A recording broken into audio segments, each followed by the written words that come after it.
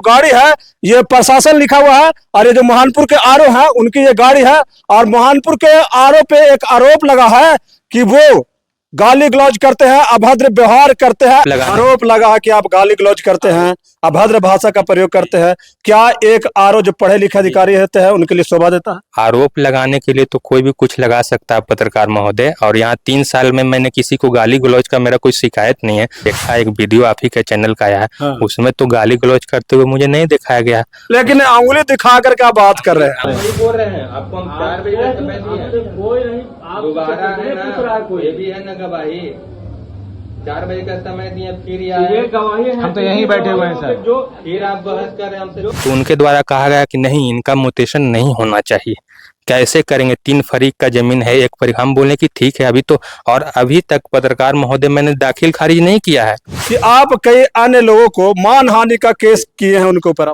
हमने कोई केस नहीं किया। क्या हुआ था उस समय, सच्चाई बताइएगा। गाली गलौज कुछ नहीं हुआ था उस समय। क्या हुआ था?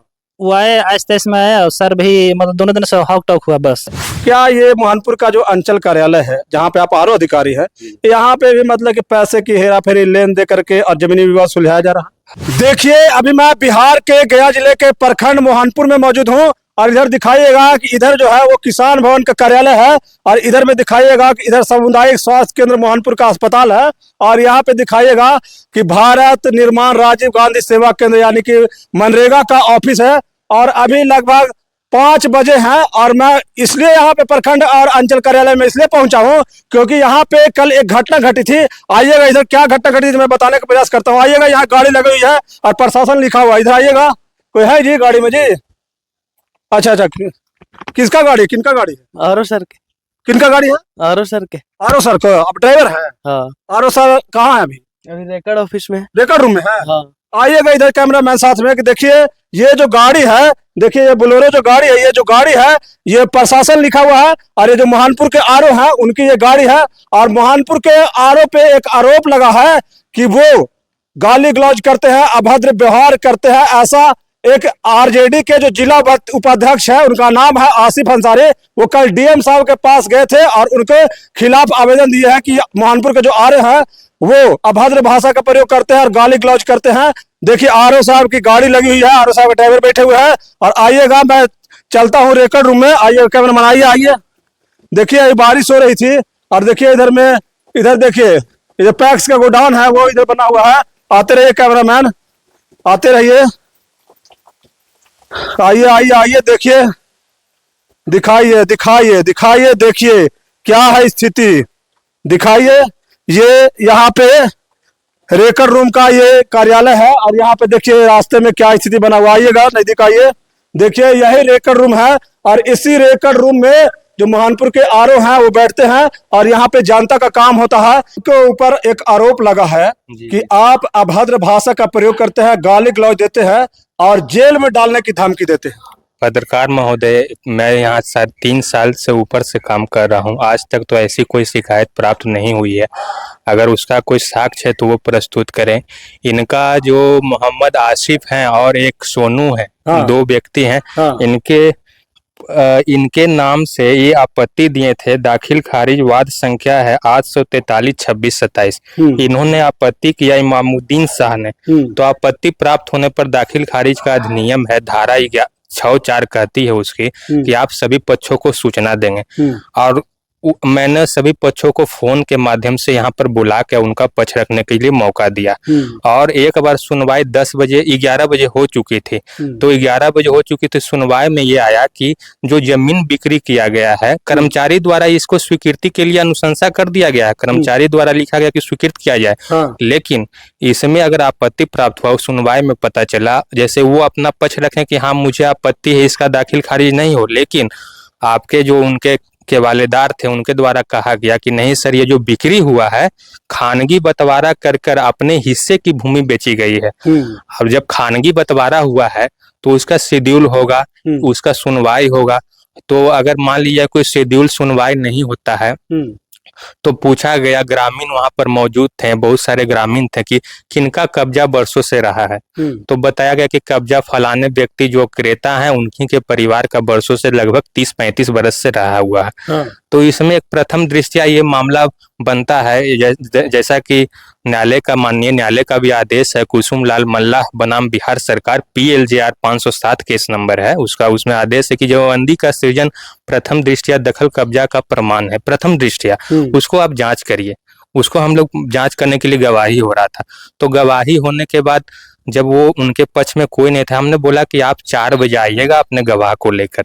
इसी बीच मोहम्मद आसिफ जो हैं राजद जिला उपाध्यक्ष हैं शायद, मुझे तो उतनी जानकारी नहीं है, जैसा कि उन्होंने बताया। वो कहें कि वो आए, मुझे फोन किया, वो मेरे कार्यालय में आए, फिर बोले कि नहीं आप अभी सुनिए। मैं बोला कि देखिए सुनवाई एक पक्ष की नहीं होती, सुनवाई में दोनों पक्ष की होना आवश्यक है, यही बोला। लेकिन फिर उन्होंने बोला कि नहीं आप सुनिए, आप कैसे म्यूटेशन करेंगे। हम बोले कि देखिए दाखिल खारिज अधिनियम है, धारा 64 कहती है कि अगर आपत्ति प्राप्त हो तो आप सूचना करेंगे, धारा 62 कहती है कि जो आपको उचित लगेगा वो आप आदेश दिएगा। अगर मेरा आदेश गलत है तो धारा 7(1) के तहत वो भूमि सुधार उप समहर्ता महोदय यहाँ अपील करेंगे। ये प्रावधान है, नियमावली है, अधिनियम है। तो उनके द्वारा कहा गया कि नहीं इनका म्यूटेशन नहीं होना चाहिए, कैसे करेंगे, 3 फरीक का जमीन है, 1 फरीक। हम बोले कि ठीक है, अभी तो, और अभी तक पत्रकार महोदय मैंने दाखिल खारिज नहीं किया है, उसका सुनवाई चल ही रहा है, अभी तक चल ही रहा है, म्यूटेशन करने का आदेश नहीं दिया, नहीं अभी तक दाखिल खारिज नहीं हुआ। तो उसका आपके खिलाफ DM साहब के पास क्यों चले गए? देखिए आरोप लगा कि आप गाली गलौज करते हैं, अभद्र भाषा का प्रयोग करते हैं। क्या एक जो पढ़े लिखे अधिकारी होते हैं उनके लिए शोभा देता है? आरोप लगाने के लिए तो कोई भी कुछ लगा सकता है पत्रकार महोदय, और यहाँ 3 साल में मैंने किसी को गाली गलौज का मेरा कोई शिकायत नहीं है, तो आज मैं उसका गाली गलौज करने लगूंगा। आपने शायद केस करके और जेल भेजने की धमकी भी दिया है? ऐसा बात नहीं है, उनके द्वारा जब वो लोग आए थे तो बीच में एक समरूना खातून थी, मानवाधिकार आयोग से थी, शायद उन्हीं का मामला है, वो आई तो उनसे भी वाद विवाद किया गया। तो एक आरोप और है सर कि आप कई अन्य लोगों को मानहानि का केस किए हैं उनके ऊपर। हमने कोई केस नहीं किया। आप तो वो जो आवेदन दिया उसमें लिखा हुआ, आप थाना से पता कर सकते हैं, मोहनपुर थाना से या सिंधुगढ़ थाना से। मैंने किसी पर आज तक प्राथमिकी नहीं कराई। तो सर आप जब इतने शरीफ अधिकारी हैं सर, तो फिर इस तरह का मतलब कि गंदा आरोप आपके ऊपर कैसे लग गया? इसे वही तो कर रहे हैं, जमीन का ये काम है ना। आप किसी के जैसे आप किसी के बीच में फैसला देते हैं तो 50% लोग आपसे पहले से ही नारुष्ट हो जाते हैं, लेकिन फिर भी हम लोग चाहते हैं कि उनको भी समझाया जाए, इसीलिए तो बुला के उनके पक्ष को सुना जाता है कि बिना कोई के पक्ष सुने हुए ये नहीं किया जाए। हमारे पास हमने खुद फोन किया है उनको फोन किया? उनको खुद फोन। आपने म्यूटेशन का आदेश नहीं दिया? नहीं, अभी तक कोई आदेश नहीं दिया। तो उनके बाद में अब तो मामला DM साहब पास पहुंच गया, क्या कहना चाहते हैं? नहीं ठीक है, मामला पहुंचा सर पर मुझे विश्वास है, और वैसा मैंने इसमें कोई आदेश ही पारित नहीं किया है, अभी सुनवाई चल ही रही है। तो सुनवाई अगर मैं कुछ आदेश पारित कर देता तो उसके बाद ही ना कोई मामला है, अभी उसकी सुनवाई चल रही है। उन्होंने आरोप लगा है कि गाली गलौज, अभद्र भाषा और जेल में डालने की धमकी देते हैं, क्या इस तरह का बात आपने बोला है? गाली गलौज अगर किया है तो जो वीडियो वगैरह है, शायद मैंने देखा एक वीडियो आप ही के चैनल का आया है, उसमें तो गाली गलौज करते हुए मुझे नहीं दिखाया गया। लेकिन अंगुली दिखा कर क्या बात कर रहे हैं? अंगुली दिखाने का बात नहीं, हम उंगली की बात है, हम उनको यही बोले हैं। अच्छा, मतलब इसे करके बोलने का आदत होता है? हाँ, मेरा आदत, हम उनको यही बोले हैं कि आप देखिए 4 बजे आइएगा, 4 बजे के पहले, क्योंकि एक पक्ष से सुनवाई नहीं होती, सुनवाई में दोनों पक्ष की उपस्थिति अनिवार्य है, और इसीलिए विवाद हो जाता है। हाँ, क्योंकि एक पक्ष से सुन लीजिएगा, एक पक्ष को सुनिएगा नहीं तो ये होगा। और मेरे साथ बहुत लोग बैठे हुए थे, आप उनसे भी अपना पक्ष सुन सकते हैं। अगर ऐसा है तो वो लोग बोलेंगे ना 10 मेरे साथ। देखिए, दिखाइए कैमरामैन पे, यहाँ पे 10 लोग, इधर आइए जी, 2 आदमी आइए, इधर आइए, इधर आइए, इधर आइए, इधर आइए, इधर आइए, अरे सब यहीं पर आइए, इधर आइए, आप आइए, इधर आइए, इधर आइए, इधर आइए, आप खड़ा होइए। आप कल जब RO साहब के साथ 5 तारीख को मामला हुआ, क्या आप यहाँ पे उसमें मौजूद थे या नहीं? हम यहीं पे बैठे हुए थे। क्या हुआ था उस समय, सच्चाई बताइएगा। गाली गलौज कुछ नहीं हुआ था उस समय। क्या हुआ था? वो आए आहिस्ता में आया, और सर भी मतलब दोनों दिन से हॉक टॉक हुआ, बस हॉट टॉक हुआ। हाँ बस। क्या सर ने गाली गलौज किया, अभद्र भाषा का प्रयोग किया? नहीं, गाली गलौज तो नहीं हुआ। यानी कि सर का आप मतलब समर्थन बोले या सच्चाई है? तो सच्चाई है। सर का रिश्तेदार आप नहीं ना है, आप जानता है ना, जो देखे वही बता रहे हैं। बस गाली गलौज नहीं हुआ। गाली गलौज नहीं हुआ। आप आइएगा जी, आप थे क्या? आप थे उसमें? नहीं थे। अच्छा, आप नहीं थे। देखिए सर, इस तरह का मतलब कि आपके ऊपर आरोप लगा है, क्या सफाई में आप कहना चाहते हैं? नहीं, सब गाली गलौज का जो आरोप है वो निराधार और बेबुनियाद है, वैसा कुछ बोला नहीं गया है। आरोप लगाने के लिए तो कोई भी कुछ भी लगा सकते हैं। हाँ। उस पर अब मैं क्या बोलूं। अब सर आपकी पद गरिमा वाला पद ही सर, आरओ मतलब रेवेन्यू ऑफिसर, और इतना गंदा आरोप लगने के बाद तो लोग आपको तो हे दृष्टि से देखेंगे सर। उसका कोई साक्ष्य नहीं ना है, और ऐसा कभी मैं कहा नहीं। अभी तो एक गवाह थे। हाँ। वो तो हम तो उन्हें हुई थी, उन्हें जानती में हौत तक नहीं हुई। मतलब उनके द्वारा बार बार कहा जा रहा था कि आप अभी सुनवाई करिए, तो मैं कहा कि मैं नहीं करूंगा। आपको 4 बजे मैंने समय दिया, आप वीडियो में भी देखिएगा। हाँ, आपका हाँ, वीडियो में मैं बोल रहा हूँ कि मैंने 4 बजे समय दिया है, 4 ही बजे मैं सुनूंगा। क्योंकि उनके डेली कम से कम 50 लोग आते हैं। अगर मैं एक ही मामले में उलझ कर रह जाऊं तो उन लोगों के साथ जस्टिस नहीं होगा जो बाद में आते हैं। तो मैंने उनको समय दिया, विवाद समय को लेकर के हुआ, मैंने समय दिया था 4 बजे। हाँ। और पक्ष सभी उपस्थित होंगे तभी ना सुनवाई होगा। सोनू कुमार का कहना था कि सर पहले बोले कि इसमें दाखिल खारिज और मोटेशन नहीं हो सकता। 2 दिन के बाद, 1 दिन के बाद सर बोलते हैं कि इसमें मोटेशन का 66% चांस। दाखिल खारिज में जैसे सुनवाई में अगर सुनवाई होती है, हाँ। परत दर परत हर मामला खुलते जाता है। कोई भी न्यायालय में अगर बात दाखिल करते हैं उसमें गवाही गुजरती है, प्लेंटिफ का विटनेस रहता है, डिफेंडेंट का विटनेस रहता है, सभी को नोटिस किया जाता है।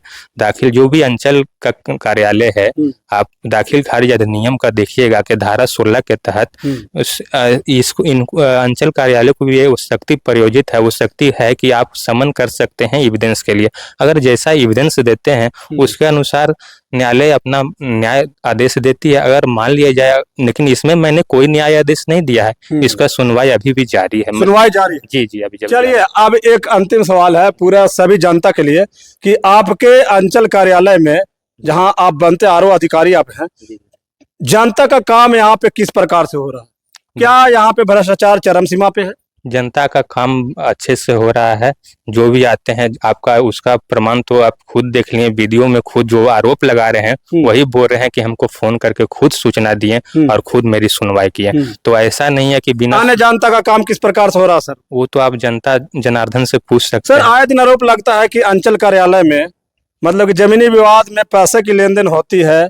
क्या ये मोहनपुर का जो अंचल कार्यालय है जहाँ पे आप आरओ अधिकारी है, यहाँ पे भी मतलब कि पैसे की हेरा फेरी लेन दे करके और जमीनी विवाद सुलझाया जा रहा है? हमारा सिस्टम पत्रकार महोदय बहुत ट्रांसपेरेंट है। हाँ। आप ऑनलाइन सारी चीज कर सकते हैं। ऑनलाइन आप अप्लाई कीजिए, ऑनलाइन आपका म्यूटेशन हो जाएगा और ऑनलाइन आपको अपना करेक्शन स्लिप भी मिल जाती है। आप किसी भी सीएससी सेंटर से आप अपने रसीद को बता सकते हैं, आपको आने की जरूरत नहीं। हाँ, उन मामलों में जिनमें आपत्ति होती है तो उनका सुनवाई होता है। सुनवाई में सूचना निर्गत कर सुनवाई किया जाता है। चलिए, अपना थोड़ा परिचय दीजिए सभी लोगों को। मैं राजस्व अधिकारी पिकांशु कुमार हूँ, मोहनपुर का राजस्व अधिकारी के पद पर कार्यरत हूँ।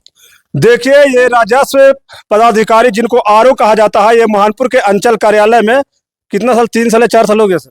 3 साल के पास हो रहा है। 3 सालों से यहाँ पे पदस्थापित है और कार्य कर रहे हैं। जितने भी लोग जो मोहनपुर अंचल कार्यालय में काम करवाने के लिए आते हैं, बताने का प्रयास कीजिएगा कि आरओ साहब किस प्रकार से काम करते हैं। कमेंट बॉक्स में जरूर बताइएगा, क्योंकि कमेंट बॉक्स में आप बताएंगे तो लोग पढ़ेंगे, चाहे वो आई साहब हो, डीएम साहब हो, पीएम साहब हो, सीएम साहब हो, चाहे फिर आरओ साहब हो, चाहे जनता हो, सभी लोग पढ़ेंगे। देखते हैं कि आरओ साहब का क्या फीडबैक आता है यहाँ के जनता के माध्यम से। और जो प्रशासनिक अधिकारी हैं जैसे कि डीएम साहब हो गए, आईजी साहब हो गए, जिन अधिकारियों के पास ये मामला पहुंची है, तो मेरा सभी अधिकारियों से आग्रह है, विनती है, निवेदन है कि इस मामला की जांच होनी चाहिए। अगर ये पढ़े लिखे आरओ हैं और पढ़े लिखे आरओ का पद गरिमा वाला होता है और इनके ऊपर जो आरोप लगा हुआ काफी गंदा आरोप है, अगर इनके ऊपर जो आरोप लगा अगर वो सच पाई जाती है तो इनके ऊपर कार्रवाई होनी चाहिए। और अगर इनके ऊपर जो आरोप लगा है अगर वो झूठा पाया हो जाता है तो जो दोषी लोग हैं उनके ऊपर भी कार्रवाई होनी चाहिए और कड़ी से कड़ी सजा मिलनी चाहिए। और इस वीडियो को आप लोग ज्यादा से ज्यादा शेयर कीजिएगा ताकि जितने भी समस्याएं आए दिन ब्लॉक में अंचल में देखने को मिल रहे हैं, तो सभी पदाधिकारियों से निवेदन है, आग्रह है कि जनता आप ही का है और आप ही के भरोसे पे है और आप ही के कलम में ताकत है कि आप जनता के समस्याओं का निदान कर सकते हैं, चाहे बीडीओ साहब हो, सीओ साहब हो, आरओ साहब हो, चाहे जितने भी पदाधिकारी हो। तो आप लोग ईमानदारी पूर्वक काम तो करते ही होंगे और भी ईमानदारी पूर्वक काम करने का प्रयास कीजिए जिससे जनता का भलाई हो और उनका आपसी विवाद खत्म होने का प्रयास कर सके आप लोग। तो इस वीडियो को ज्यादा से ज्यादा शेयर कीजिएगा। बहुत बहुत धन्यवाद।